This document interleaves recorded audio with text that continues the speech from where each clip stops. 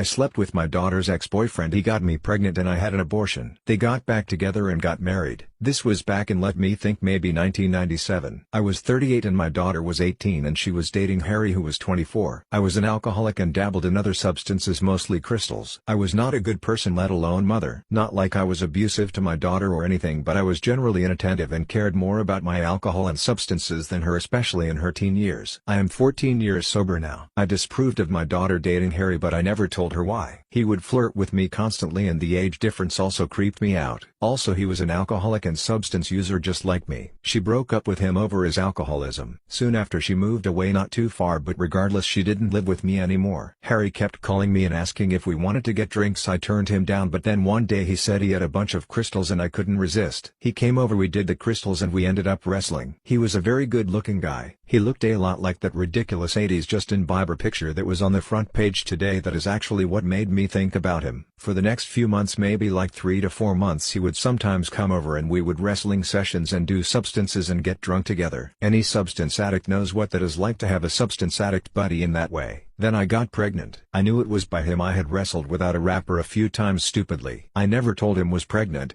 and I went and got the baby remover and kept it a secret. Anyways, I stopped seeing him after that. It was too weird. I also got sober for like 4 months before relapsing. Fast forward 2 years and my daughter contacts me and tells me that she got back with Harry and that he is fully sober. I was mortified, honestly. He was gonna tell her that we slept together and she is going to hate me for life. They came over one day and said hi, and when my daughter was gone, Harry told me that there is no reason to tell her about what happened. Elle agreed. It's been 16 years of marriage on their part. They have a kid together. Harry got cancer, then beat it. I got sober.